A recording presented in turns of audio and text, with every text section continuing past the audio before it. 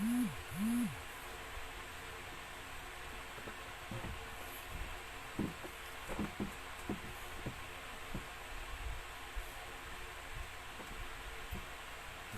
umaga po sa bawat isa. Purihin ng Panginoon. Pagpuumanhin niyo na po ang mga pangyayari ngayon. Hindi po makapag hindi po ko po makontak yung nakaschedule na mag-live ngayon marahil nagkaroon ng problema sa signal, kaya dali-dali po akong magsasab ngayon. Pero gayon pa man, salamat sa Panginoon at patuloy siyang nagiging tapat sa atin. Patuloy siyang ibigay sa atin ng pagkakataon na makapag-aral ng kanyang salita. Purihin ang Panginoon. At muli sa mga ngayon pa lang nakarating, no, nagkaroon ng hindi namin makontak yung naka-schedule ngayon at hindi na makapag-start, kaya magsasub po muna ako ngayon para sa ating live devotion. Kaya po na-late po tayo ng 20 minutes. Paunahin na po. Ngayon pa man ay tayo po yung magsimula sa ating pag-aaral. Manalangin po muna tayo. Hallelujah. Purihin kayo, Panginoon. Salamat po sa araw na ito. Hinihiling ko po ang inyong patuloy na pag-iingat, Panginoon, sa amin. Panginoon, patawarin niyo kami sa aming mga pagkukulang, sa aming mga pagkakasala sa inyo. Hallelujah. Linisin niyo kami, Panginoon, O God, at maging dalisay kami sa inyong harapan, maging kalugod-lugod kami sa inyong harapan. Panginoon, kung meron kaming mga maling views patungkol sa inyo, O God, tulungan niyo kami na sa pagkakataong ito ay maitama ito, O God. Kung meron kaming maling approach sa isang bagay na patungkol sa inyo, tulungan niyo kami na makorek kami, Panginoon, sa oras na ito, sa pamamagitan ng inyong salita. Hallelujah. Salamat po sa inyo, aming Ama. Holy Spirit, samahan niyo kami. Pati po ako, Panginoon, na inyong gagamitin sa inyong harapan sa oras na ito. Gabayan niyo po ako, O God. Ang tanging kalooban niyo lamang po ang masambit ko sa oras na ito. Salamat po sa inyo, aming Ama, sa inyong lahat ng papuri sa pangalan ni Jesus. Amen. Hallelujah. Purihin ang Panginoon. Punta po tayo sa, kung nakikita niyo po na yung title ng ating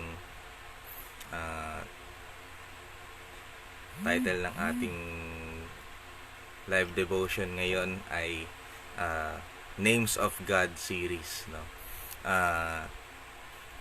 Nilid ako ng Panginoon na magsimula ng panibagong series patungkol sa mga pangalan ng Panginoong Diyos, no? At generally, yung mga pangalan ng Panginoon, katulad niya nung una nating tatalakayin, Jehovah Jireh, yung iba, Jehovah Nisi, Jehovah Rapha, no? Ang pangalan niya ay nakadikit sa isang pangyayari sa Biblia, no? Kaya na banggit yung pangalan ng Panginoon na patungkol din sa kanyang katangian. At una nga nating tutukuyin ngayon ay, pasensya na, hindi na ako magbibigay po ng mahabang background para hindi na tayo magtagal, ay ang Jehovah Jireh. Kaya punta po tayo sa Genesis chapter 22. Ano ba yung pangyayari, no, na kadikit ng pangalan na Jehovah Jireh? Punta po tayo sa Genesis chapter 22.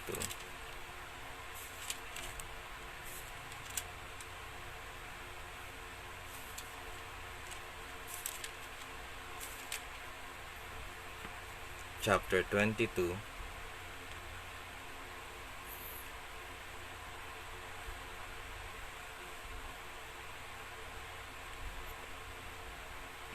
Basahin natin sa verse 1 hanggang sa mga sumusunod.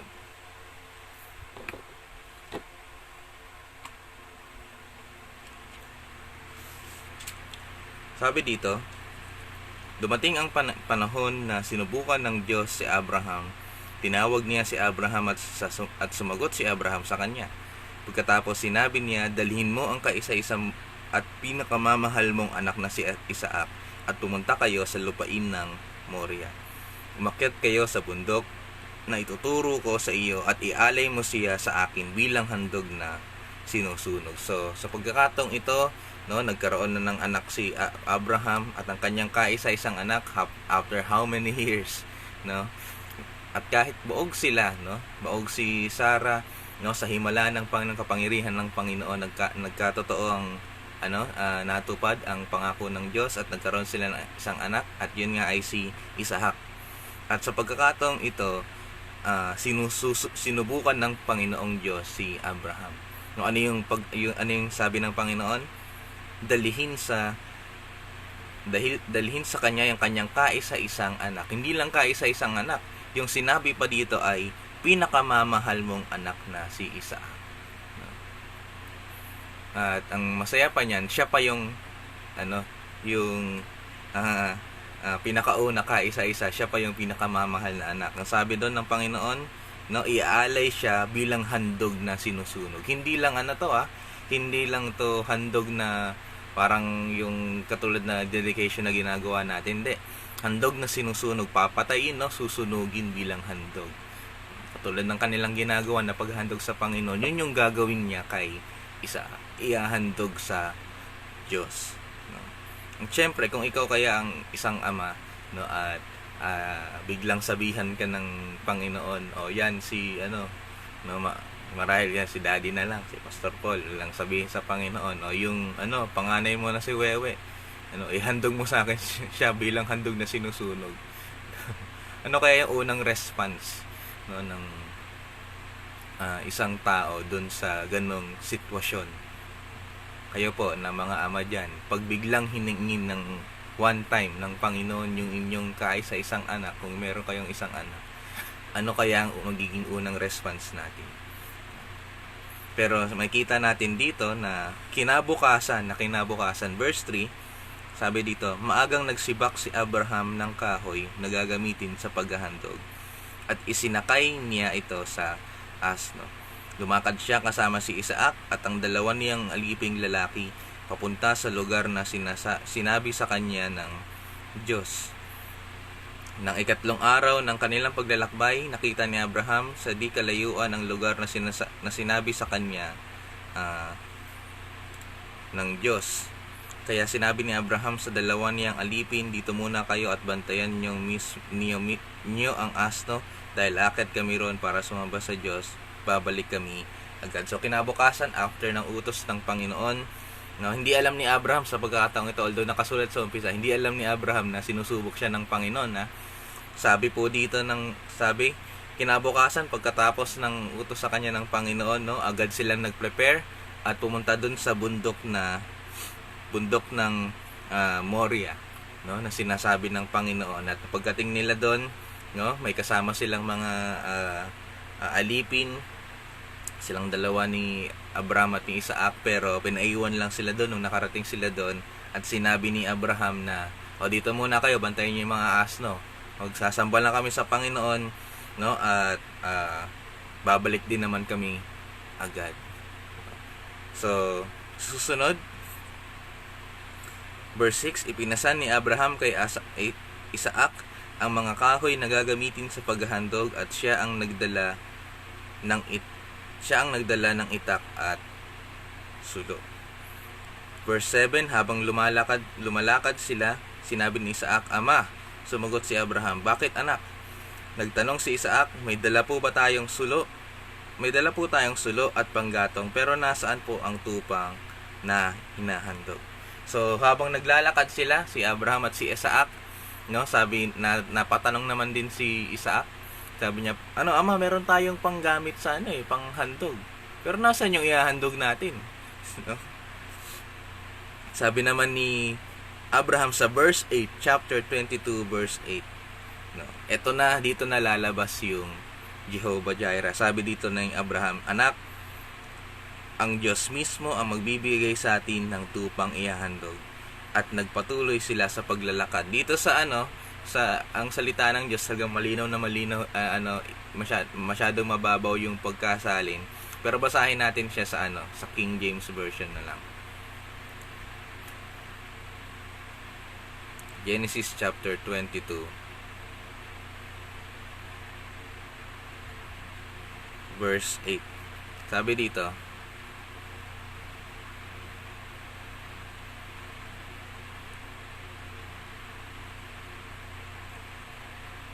God, and Abraham said, "My son, God will provide himself a lamb."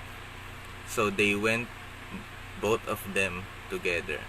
So God will provide. Dito lumabas yung sa Hebrew, Jehovah. Sa Hebrew, ang translation po nun ay Jehovah Jireh. Jehovah, at yung provide, no, Jireh. Sabi pa dito sa verse 9, nang dumating sila sa lugar na sinasabi ng Diyos, gumawa si Abraham ng altar na bato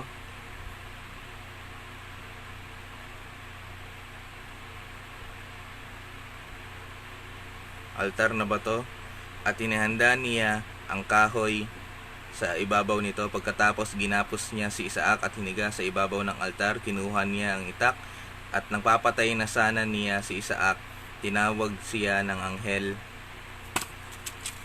anghel ng Panginoon mula sa langit. Abraham, Abraham, sumagot si Abraham, narito na po ako. Sinabi ng anghel, huwag mong patayin ang anak mo. Ngayon napatunayan ko na may takot ka sa Diyos dahil hindi mo ipinagkait ang kaisa-isa mong anak. Nung mismong ire-ready na, no, pero na si Isaac bilang handog na sinusunog, no. Ito naman ang katakataka kay Isaac, no.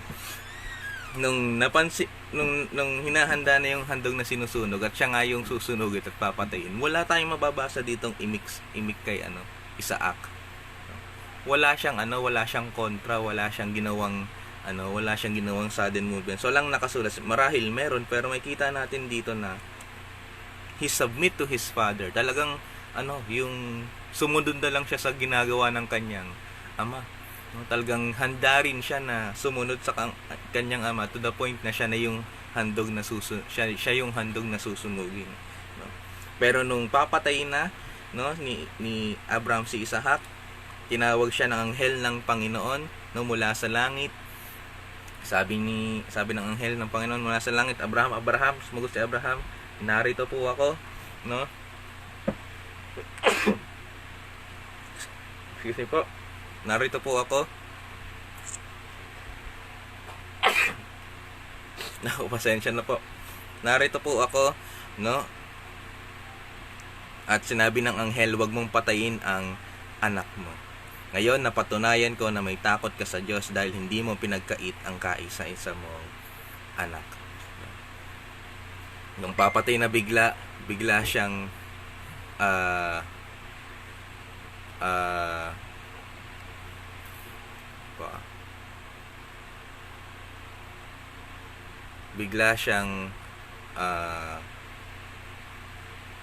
nahinto ng anghel at sinabi, wag mo nang patayin, wag mo na ituloy yung pagpatay sa iyong anak. At napatunayan nga na may takot siya sa Panginoon dahil hindi niya pinagkait yung kaisa-isa niyang anak. Sa verse 13, dito na makita talaga yung Jehovah Jireh. Sabi, paglingon ni Abraham ay may nakita siyang isang lalaking tupa na ang sungay ay nasabit sa sanga ng kahoy at hindi na ito makaalis. Kaya kinuha ito ni Abraham at ihandog bilang handog na sinusunog kapalit ng kanyang anak. Verse 14, ito na. Tinawag ni Abraham ang lugar na iyon na naglaan ang Panginoon. Ito ang pinagmulan ng kasabihang sa bundok ng Panginoon may inilalaan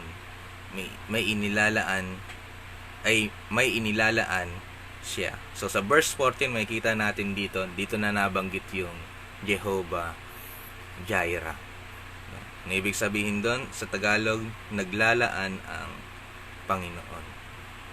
Kung mapapansin natin na inihandog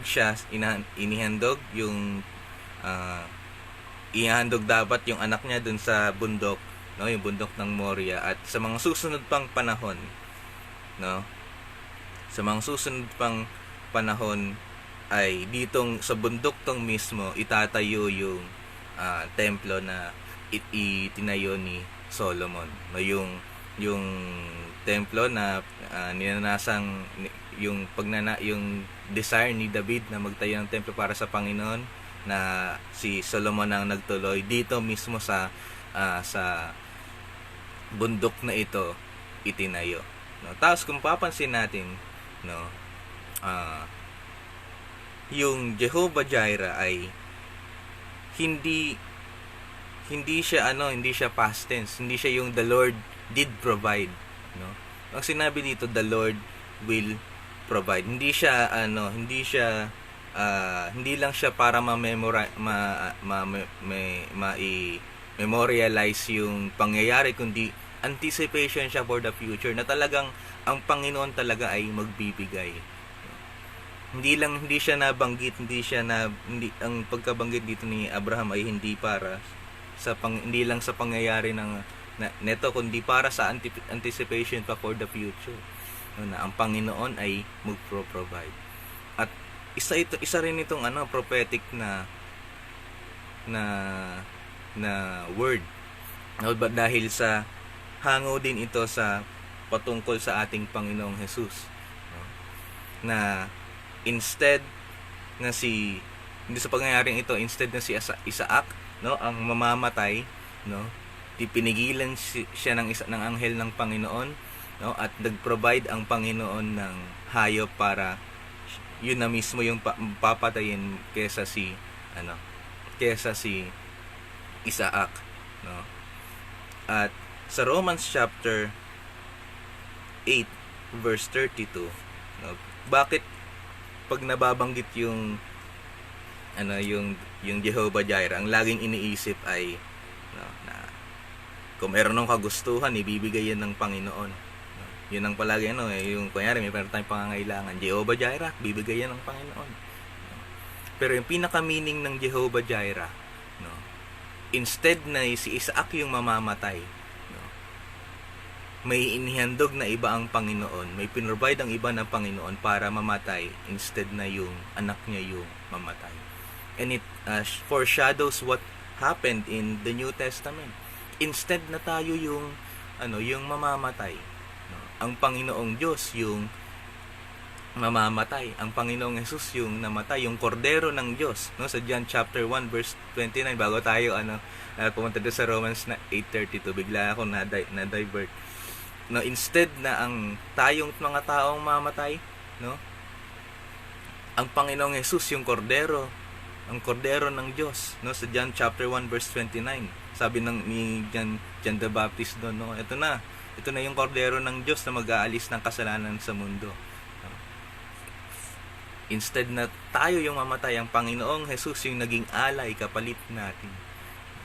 Siya na yung namatay para sa atin. At kaya kapag punta na tayo dun sa Romans chapter 8. Kaya kapag sinasabi naman ng generally speaking, no, ang kaisipan na ng tao pagdating sa Jehovah Jireh, lagi natin siyang ginagamit kapag meron tayong pangangailangan, no? At sa Romans chapter 8 verse 32, Romans chapter 8 verse 32, sabi dito,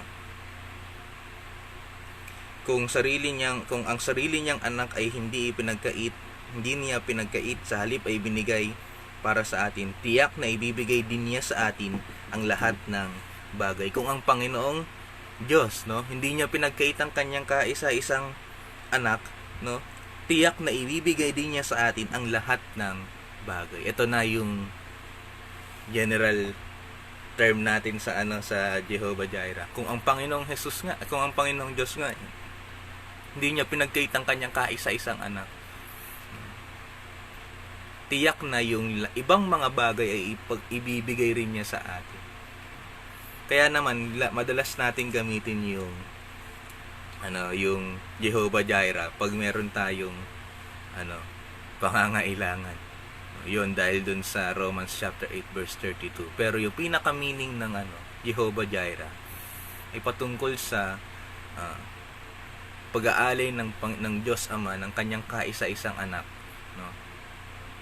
Para mamatay para sa atin. Imbis na tayo yung mamatay, no? God provided a lamb, no? Para sa ating lahat, no? At yung lamb na iyon ay ang Panginoong Jesus, Kordero ng Diyos na nag-aalis, who takes away the sin of the world. Kaya sa tuwing maalala natin, no, yung Jehovah Jireh, no, kaya may panahon na nangangailangan tayo, meron tayong pangangailangan, no, meron tayong need na kailangan ma-provide, no, alalahanin natin yung Jehovah Jireh, dahil merong sa Romans chapter 8 verse 32, dahil inialay ng Panginoong Ama, ng Diyos Ama, ang kanyang kaisa-isang anak. Yung iba pa kayang mga bagay, no, ay tiyak na yung ibang mga bagay, no, ay bibigay rin niya sa atin. Kaya salamat sa Panginoon, no, Jehovah Jireh, no, provided, God Himself will provide a lamb, at yun na nga, God will provide. Dahil sa Panginoon, no, naligtas tayo, at dahil sa pagkakilala natin sa Panginoon, no, kaligtasan na pinagkaloob niya sa atin, no, yung ibang mga bagay pa, yung especially yung mga pangangailangan natin na i-provide ng Panginoon. Yung anak niya, kung yung kanyang kaisa-isang anak ay na-provide, paano pa kaya yung ibang mga bagay? Hallelujah. Kaya mga kapatid, nabaguhin natin yung view natin sa Jehovah Jireh, no? Madalas kasi pag Jehovah Jireh tungkol sa pagbibigay lang ng mga pangangailangan natin, pero ang pinaka sinasabi nito ay God will provide, no? Yung nagbigay ang Panginoon ng lamb, no, ng kordero, para imbis na si Isaac yung mamatay, imbis na tayo yung mamatay, ang kanyang buktong na anak yung namatay para sa atin. At dahil doon, natatamo natin yung mga biyaya, yung mapagpapala na nanggagaling sa Panginoon. Kaya sa tuwing maalala natin ito, magpasalamat tayo sa Panginoon dahil sa kanyang pag-alay, kanyang buhay para sa atin, no? Nakatamo tayo ng kaligtasan, mga pagpapala, sumasaganang biyaya na nanggagaling sa Panginoon. Dahil sa kanyang bugtong na anak na inalay ang kanyang buhay, hindi na tayo dapat ngayon mag-alala para sa ating mga pangangailangan. Kung ang Panginoong Diyos binigay niya ang kanyang bugtong na anak, sure na ibang mga bagay ay kaya rin ibigay ng Panginoon. So, Jehovah Jireh. Tayo pong lahat ay manalangin. Hallelujah. Purihin kayo, aming Ama. Salamat sa pag-alay ninyo sa amin ng inyong kaisa-isang anak na nag-alay ng kanyang buhay, na instead na kami yung makatamo ng kamatayan, siya yung namatay para sa amin. At dahil doon, sa kaligtasan na natamo namin, Panginoon, hindi lang kaligtasan, yung mga pagpapala, Panginoon, pag-provide sa pangangailangan, yan, ay pinagkaloob nyo rin sa amin. At dahil ito sa isang nagkatawang tao na namatay para sa amin. Salamat, Panginoon, sa pag-ibig ninyo sa amin. Salamat sa mga pagpapala, sa biyaya. At ngayon, Panginoon, when we speak of Jehovah Jireh, pag sinasambit namin, Panginoon, sa panahon na kami ay may kakulangan, may pangangailangan, at sasambitin namin Jehovah Jireh, we expect, Panginoon, na kayo ay tutugon sa mga pangangailangan namin.